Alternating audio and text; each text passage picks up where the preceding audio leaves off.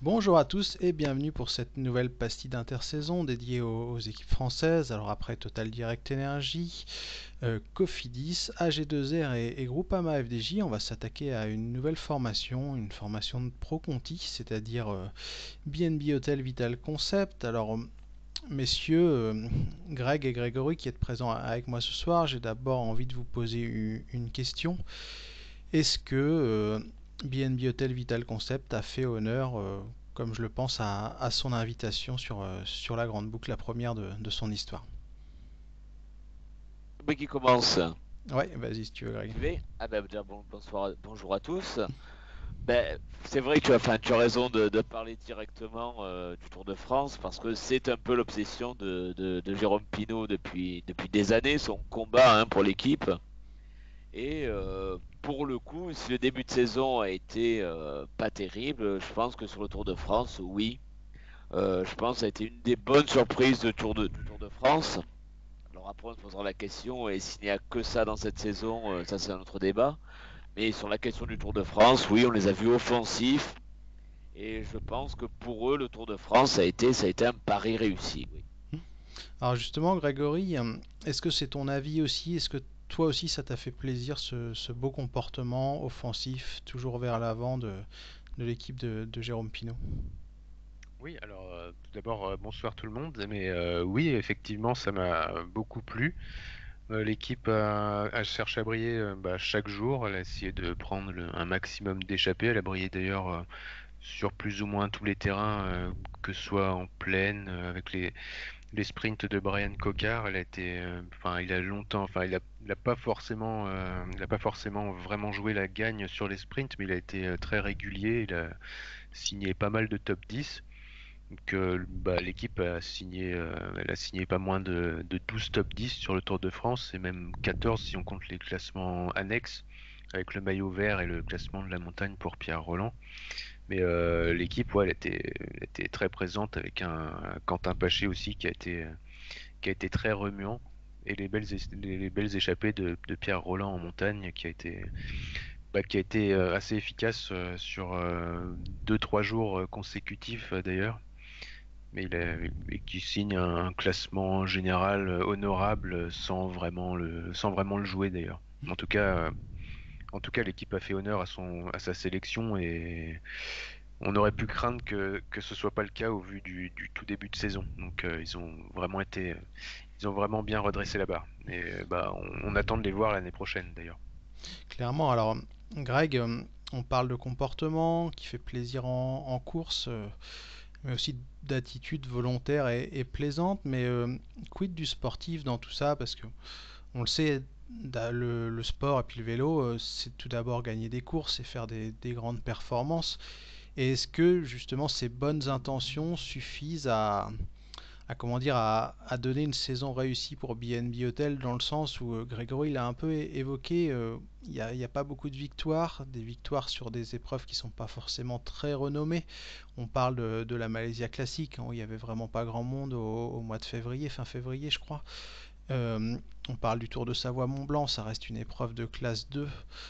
Et la route d'Occitanie, c'est une épreuve de classe 1. Donc, est-ce que pour toi, Greg, c'est suffisant de parler de comportement justement pour juger une saison, réussie ou non d'ailleurs? Après, il faut prendre en compte le facteur Covid et l'annulation des courses. On l'a déjà dit pour d'autres équipes, on le répétera à mon avis, mais l'annulation de pas mal d'épreuves de Coupe de France, ça fait très mal à ce type d'équipe parce que c'est typiquement le type d'épreuve où un Cocard peut gagner, où un Cyril Barth peut gagner, où un Paché peut gagner. Donc forcément, eux, ils en souffrent beaucoup plus peut-être que d'autres équipes. Donc oui, au final, on peut dire qu'il y a peu de victoires et peut-être la seule victoire notable, c'est celle sur le Tour d'Occitanie de Brent Coquard. Mais il y a des circonstances quand même atténuantes voilà, pour ce type d'équipe. Les Conti Pro ont beaucoup plus souffert que d'autres, peut-être, des annulations. C'est vrai qu'on le disait un peu en off avant l'émission, Grégory, pour une formation comme BNB Hotel, ça a été compliqué parce qu'il n'y a pas eu de boucle de la Mayenne, il n'y a pas eu de circuit de la Sarthe, et c'est des épreuves où la concurrence est un peu moins forte et où typiquement les Pro Conti, mais pas que BNB, hein, d'ailleurs, Total Direct Energy, Arkea et d'autres, dans d'autres pays sont aussi concernés, ont énormément souffert parce qu'elles n'ont pas pu remporter des succès, signer des podiums, etc. Est-ce que toi aussi tu penses que c'est ça qui a manqué pour avoir un bilan un peu plus positif entre guillemets de la saison hors Tour de France? Bah déjà ouais c'est enfin, des courses un peu plus à leur portée, enfin, aussi des courses où certains coureurs, bah, notamment des courses sur le territoire français où certains coureurs se retrouvent sur leur route d'entraînement, enfin connaissent un peu les routes par cœur et bah, connaissent les endroits où attaquer, où être plus efficace, ou faire la différence quoi. Mais et enfin pour se mettre en confiance tout simplement. Mais ouais, il a manqué pas mal de courses pour avoir un meilleur bilan en fin de saison, enfin en tout cas niveau bilan comptable et victoire. Après, c'est vrai que finalement l'équipe a réalisé un bon Tour de France. À côté de ça, il n'y a pas forcément énormément de gros résultats. Il y a eu des sprints relativement intéressants de la recrue Luca Mozzato par exemple. Mais évidemment, sinon, on s'est quand même pas mal reposé sur les têtes d'affiche de l'équipe, ben, principalement Brian Cocard et Pierre Roland en montagne, ou même Quentin Paché qui a pris du galon cette année. Ah, malheureusement, ce qui a été compliqué aussi pour BNB cette année, c'est que la troisième tête du trident, entre guillemets, Arthur Vichot, a connu de gros problèmes, hein. On les connaît tous, c'est pas la peine de les répéter, mais du coup, ça aussi donne une baisse de résultats. Et il y a un Slacter aussi qui a malheureusement été transparent. Alors moi je trouvais, peut-être que vous aussi les gars, que c'était un pari intéressant en début de saison dernière. Malheureusement il s'est pas avéré gagnant, mais tous les paris peuvent pas être gagnants. T'as pointé Mozzato, Grégory, qui lui s'est avéré être très intéressant et qu'on attendra à le voir l'an prochain. Mais est-ce que pour passer un peu à la suite et notamment au recrutement, quand tu vois le recrutement de cette année, tu trouves justement, Grégory, qu'il y aura plus de densité l'an prochain et donc plus de chances d'aller scorer avec plus de coureurs différents? Bah, déjà, pour parler du recrutement de cette année, bah, sur le papier, il paraissait quand même très intéressant avec des Debusschere, Slacter, même Bacart ou bah, Cyril Barth. On a parlé de Mozzato tout à l'heure. Il y a Maxime Chevalier qui a été lancé dans le grand bain plus tôt que prévu avec l'arrêt de Jimmy Turgis et Sean Berger, un équipier en montagne quoi. Mais c'est vrai que Debusschere n'a pas fait grand-chose, Slacter non plus, Bacart non plus. Donc enfin, c'est autant de coureurs sur lesquels on avait pu miser qui n'ont pas apporté de résultats. Donc en ajoutant à ça les soucis d'Arthur Vichot par exemple, bah, forcément il y a quand même beaucoup de résultats qui n'ont pas du tout été obtenus et bah, qui manquent en fin de saison. Mais concernant après le recrutement pour 2021, on a quand même des coureurs assez intéressants qui arrivent, mais aussi pas mal de paris. Donc c'est pareil, on ne sait pas forcément enfin, ce que ça va donner. On peut en parler, hein. Il y a les recrutements notamment de Jonathan Hiver qui sort d'une saison 2020 assez compliquée. Cyril Lemoine enfin, qui a déjà 38 ans, qui sera là certainement pour faire un peu le capitaine de route, enfin un équipier en pleine quoi. Sinon, on a Quentin Jauregui qui arrive, qui a quand même une bonne Qui a un beau expérience pari, du World Guy Tour. aussi, qui peut être relancé en Pro Conti. Ouais, parce il a finalement que 27 ans, même ça fait 6 ans qu'il est en World Tour enfin, chez AG2R. Donc je pense qu'il est venu là pour avoir des responsabilités, au moins enfin, sur les Coupes de France ou enfin, pour être là sur les wildcards en World Tour, quoi. Après, on a le Belge Lietaer, je sais pas exactement comment ça se prononce. C'est clairement un pari là. Est-ce que C'est c'est un pas trop bon tard grimpeur, mais pour le tenter? Parce que ça fait quelques saisons où c'est plus compliqué si je me trompe pas. il est assez bon en montagne. Après, c'est un coureur qui est quand même souvent blessé, donc c'est compliqué. Mais enfin, il peut être intéressant sur les courses d'une semaine. Faut vraiment voir. Ce sera qui tout double, je pense. Après, à côté de ça, on a des Bon Amour, des Badgioli. Ça peut être des paris intéressants.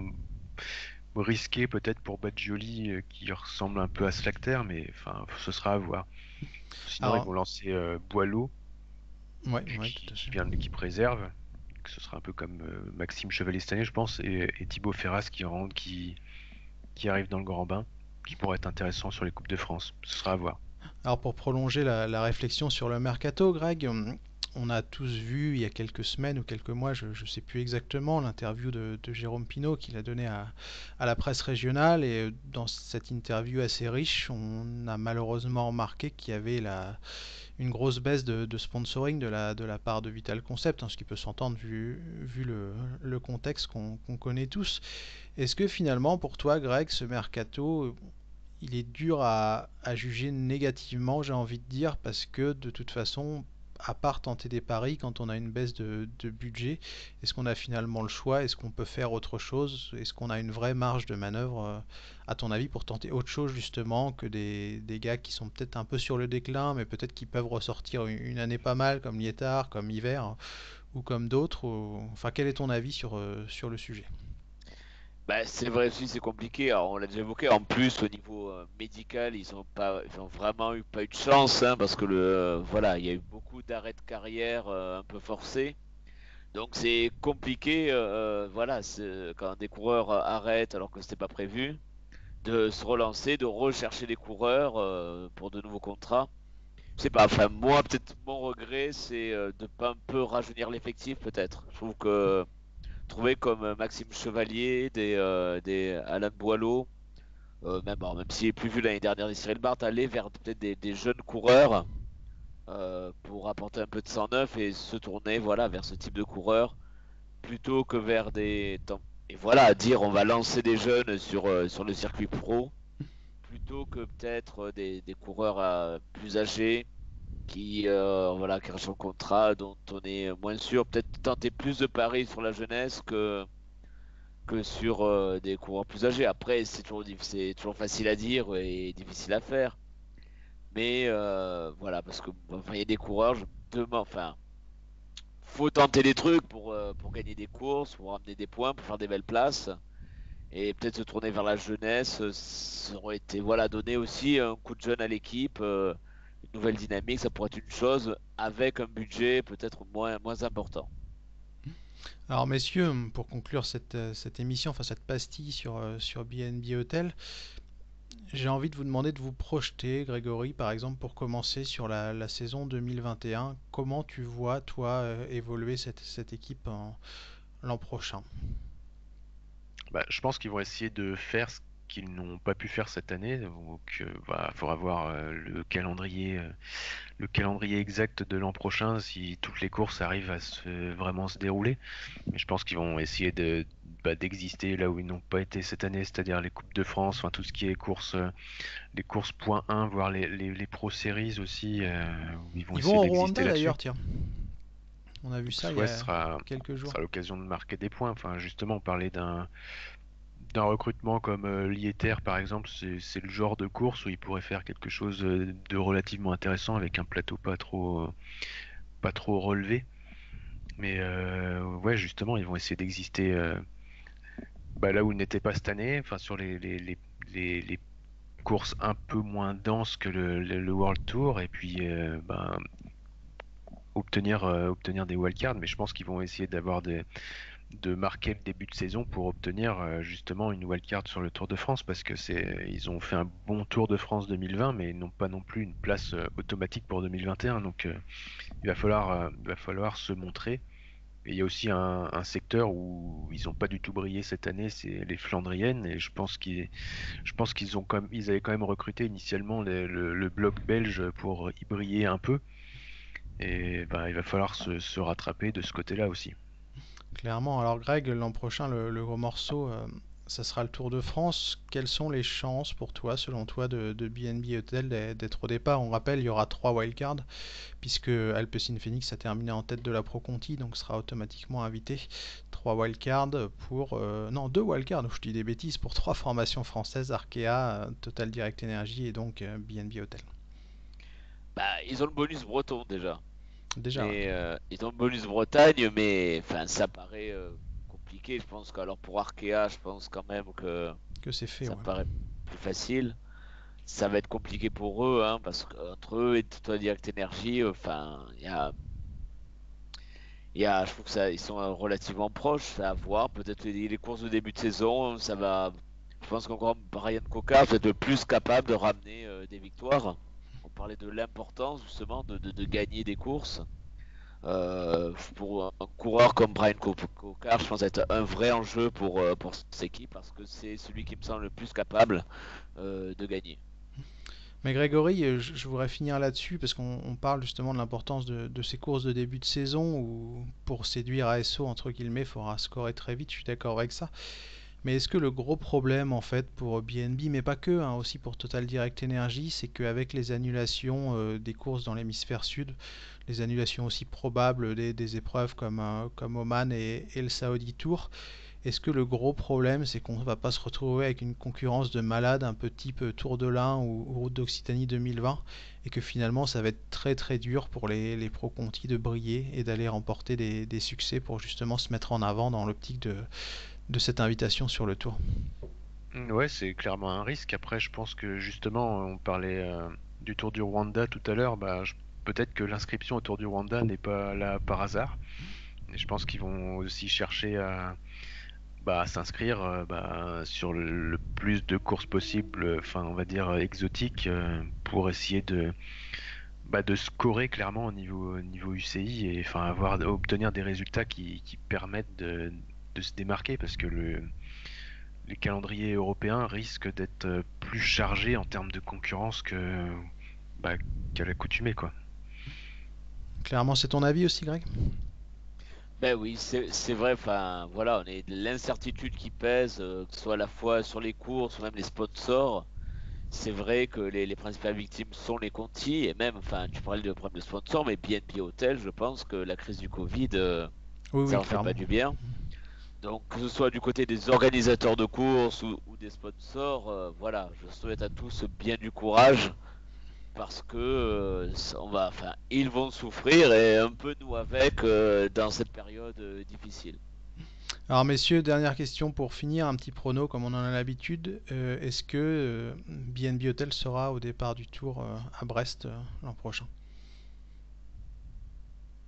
Prof, bonne question là. Bonne question. Ben, moi je vais dire, allez, non, mais j'en sais rien en fait. Non, Je, Grégory? je- je vais faire l'inverse, je vais dire oui et soit en sacrifiant Total Direct Energy, soit avec quelque chose qui serait beaucoup moins drôle pour Arkea Samsic. Ouais. Genre voilà, je pense qu'on voit on voit à peu près quel sujet. Bah moi je vais dire non aussi, malheureusement parce que je trouve que vu le Tour de France 2020 qu'ils ont fait, ils mériteraient. Mais j'ai peur que le recrutement un peu clinquant de Total Direct Energy avec Boassonagen, avec la Tour, etc. ne permette à TDE et à ses relations, hein, parce que clairement ça joue aussi, de passer devant. Mais pour moi ça serait pas mérité sur le plan sportif en tout cas. Enfin bref, messieurs, je vous souhaite du coup une bonne journée, puis on se donne rendez-vous très bientôt pour une nouvelle pastille hein, d'intersaison. Au revoir. À bientôt! Salut tout le monde!